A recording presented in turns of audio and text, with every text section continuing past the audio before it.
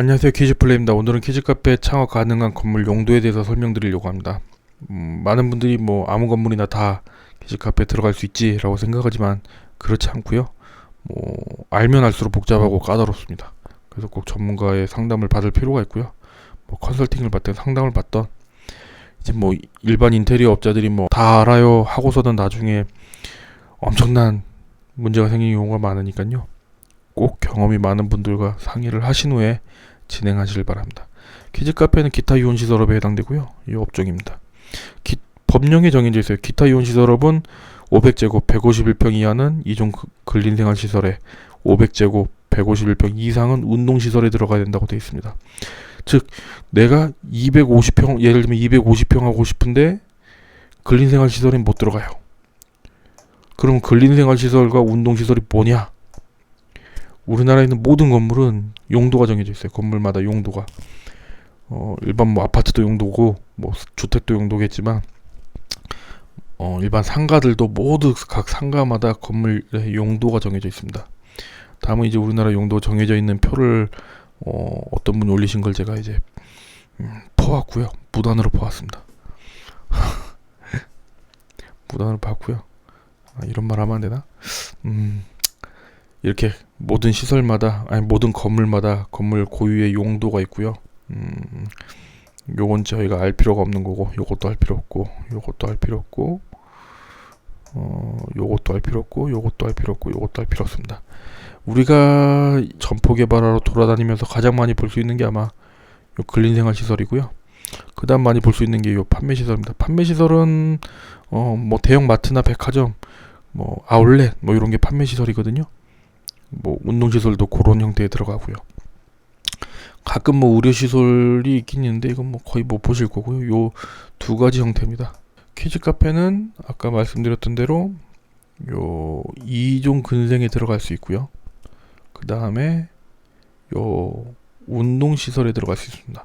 151평 500제곱 이하는 근생, 2종 근생, 500제곱 이상 151평 이상은 요 운동시설에 들어갈 수 있습니다. 만약 내가 건물 알아봤는데 1종 근생이야. 그럼 못 들어가는 거예요. 1종 근생은 뭐냐면요. 1종 근생과 2종 근생은 좀 차이가 비슷하면서도 미묘한 차이가 있는 건데요. 쉽게 설명드리면 이 근린생활시설이라는 거는 주택가 인근의 상가들을 얘기하는 거고요. 흔히들 우리 그 왜 집 근처에 있는 왜 상가들 모여 있잖아요. 그런 상가들이 다 근린생활시설입니다. 근데 근린생활도 1종, 2종으로 나누게 되는데 1종은 조금 더 필수 상가들이에요. 예를 들면 뭐 목욕탕이라든지, 그러니까 위생, 목욕탕, 이발소, 뭐 이런 부분들, 그러니까 생활하는데 조금 더 필수적으로 꼭 있어야 되는 업종들을 규정을 지어놓는 거예요. 왜냐면 이런 규정을 안 지어놓으면, 예를 들면 뭐 지금은 안 그러지만 이게 옛날법이라 그런데요. 이발소나 목욕탕 옛날에 위생 때문에 꼭 있어야 됐잖아요. 지금 뭐 안 씻는 사람 없고 머리 안 자는 사람 없지만, 근데 이제 만약에 이런 규정이 없으면 어느 업종이나 다 들어갈 수 있게 해놓으면, 뭐 우리 집 근처에 우리 마을에 미용실과 뭐 목욕탕이 없을 수가 있어요.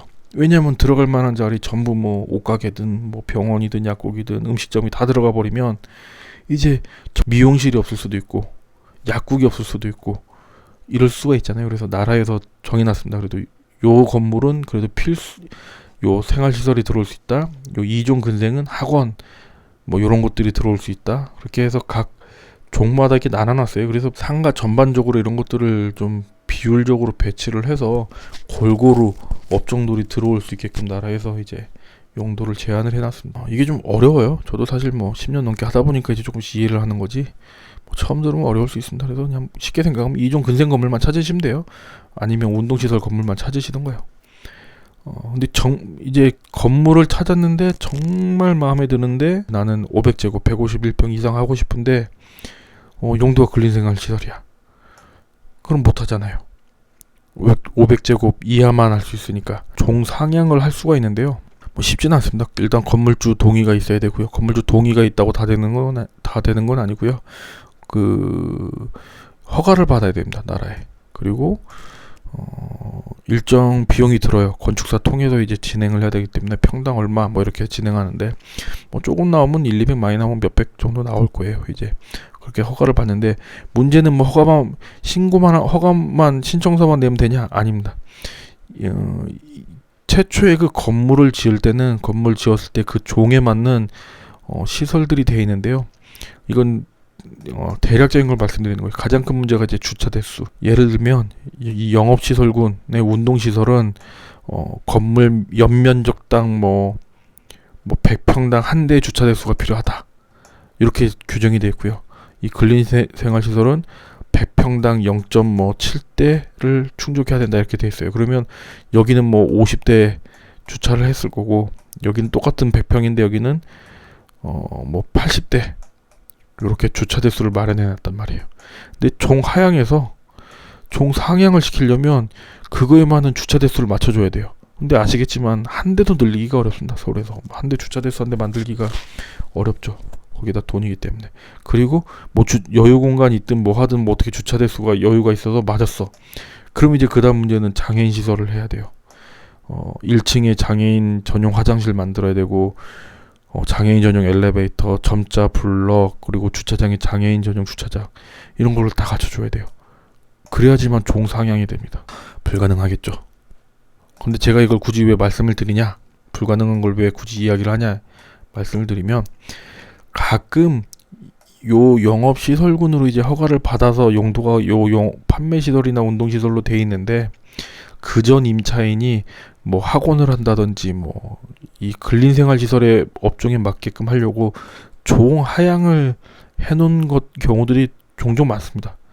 원래는 판매시설인데 종하향해 놓은 상태가 있는 경우가 있어요. 그런 경우에는 다시 이미 요 기본 요건이 충족이 되어 있기 때문에요. 이제 아까 말한 건물주 동의, 뭐 신고서 작성하고 건축사 통해서 비용 내면은 다시 종상향을 할 수가 있습니다. 물론 쉽진 않지만 어쨌든 종상향을 할 수는 있습니다. 그런 것을 말씀드리고자 제가 요 표를 한번 만들었고요. 다시 한번 말씀드리지만, 키즈카페 500제곱 이상은, 운동시설 500제곱 이하는 이종 근생에서만 가능하다라는 걸 말씀드리는 거고요. 제가 하는 건물은 근생인데 거기 200평 넘는데요. 키즈카페 300평 넘는데 다 불법인가요? 그렇지는 않습니다. 뭐 예를 들면 500평 151평에 뭐 아시겠지만 키즈카페 151평 요즘 작은 평형대예요. 보통 뭐 151평 이상 하니까요. 그럼 어떻게 운영을 하냐? 뭐 쉽게 설명하면 놀이시설을 151제곱 이하로 하던가, 아니면 놀이시설과 음식점을 151평 이하로 해서 꾸미시던가, 뭐 여기까지는 두 가지는 문제가 없겠죠. 그럼 이제 그 이상이 문제가 되는데요. 500제곱 이상. 놀이시설을 500제곱 끊고 이제 음식점 허가를 나머지 328제곱이네요. 328제곱을 냈던가. 요렇게 많이 해요. 그러면은 한 250평에서 뭐 조금 전후로 좀 더 갈 수 있거든요. 요렇게 해서 많이 허가를 냅니다. 요렇게 해서 많이 허가를 내고요. 말이 그냥 요렇게 해서 허가 낸다고 제가 쉽게 설명하지만 이것 또한 굉장히 어렵습니다. 요렇게 해가지고 이제 가면은 구청에서 빠꾸 맞기 십상이에요. 이제 안 맞다고 빠꾸 내죠. 면적 안 맞다고. 혹은 이제 위생과에서 허가를 안 해주죠. 이제 문체과에서는 놀이시설 안 내주던가, 뭐 문체과에서 놀이시설 내줬는데 위생과에서 이거 우리 일반 음식점 혹은 휴게 음식점 요건에 안 맞으니까 이렇게 안 돼요. 제일 많이 나오는 게 뭐 요거는 이제 놀이시설과 분리되는 벽 설치해라라. 그 다음 많이 나오는 게 동선, 이용 동선을 완전히 분리해라. 그 음식점을 외부에서 별도로 이용할 수 있는 통로를 만들어라, 이거예요. 왜냐면 이 시설만을 이용할 사람들을 위한 음식점이면 이건 이 하나로 봐야 된다 라고 위생과에서 얘기할 겁니다. 설계가 굉장히 중요합니다. 이거 어설프게 설계했다가는, 그냥 어설프게 대충 뭐 그렸다가는 뭐 안 돼요. 요까지는 어쨌든 뭐 할 수 있는데요. 정말 저도 일부 지금까지 한 2-3개 정도 매장 본 것 같아요. 이렇게 하시는 마지막 방법. 이거는 제가 미리 먼저 말씀드리지만 불법인지 편법인지 뭔지 잘 모르겠습니다. 뭐 불법이 아닐 수도 있고 편법도 아닐 수도 있어요. 뭐 아무 문제가 없는 걸 수도 있는데 어쨌든 제 느낌상으로는 뭐 정상적이진 않은 것 같아요. 쉽게 설명하면 무슨 말이냐면 여긴 놀이시설을 통칭으로 봤는데 여긴 좀 더 쪼갠 거예요. 설치검사시설과 확인검사시설. 예를 들면 뭐 트램플린 정글짐 혹은 뭐 기차, 회전목마, 뭐 에어바운스, 물놀이 시설. 그게 이제 나라에서 신고를 허가받고 확인하고 검사받고 해야 되는 시설인데 나라에선 놀이시설은 그 딱 정해진 항목만 인정을 해요. 이게 놀이시설이다. 요게 들어간 거는 기타 이용시설업이다. 근데 그 외적인 뭐 편백놀이, 볼풀놀이, 그림 그리기, 뭐 영화관, 소극장, 뭐 사진 찍는 뭐 포토존, 뭐 이런 것들 많잖아요. 우리 물고기 잡는 놀이터 이런 것들. 이런 거는 나라에서 정한 기타 이용시설업 놀이시설이 아니라는 게 아니라 보는 항목이 없어요. 이 놀이시설이라고 정해놓은 항목이 없어요. 그래서 이게 아무리 크든 적든 이거를 안 봐요. 그렇다 보니까 요 공무원이 확인하는 항목만 요 151평 500제곱을 끊고 음식점을 또 끊고 나머지는 이제 놀이시설을 요런 것들을 이렇게 뜨는 거예요. 요렇게. 그럼 뭐 400평, 500평, 600평 막 가죠. 안에 막 공연장이 있고 근린생활시설인데 공연장이 있고 막 포토 사진 찍는 곳이 있고 그렇게도 하는 경우 몇 군데 봤습니다. 근데 제가 봤을 때 이거는 뭐 정상적인 부분은 아닌 것 같아요. 아무리 뭐 이런 게 편법이라 그러는 건지 그 이상 하려면 운동시설 찾아서 들어가셔야 됩니다. 경험이 많은 분하고 꼭 상담을 하셔서 이 부분은 정하시는 게 좋을 것 같아요. 뭐 상담하실 분이 없다면 저한테 카톡 주시면 되고요. 뭐 비용 안 받으니까 친절하게 설명드리도록 하겠습니다. 이렇게 해서 간단하게 설명을 마치겠습니다.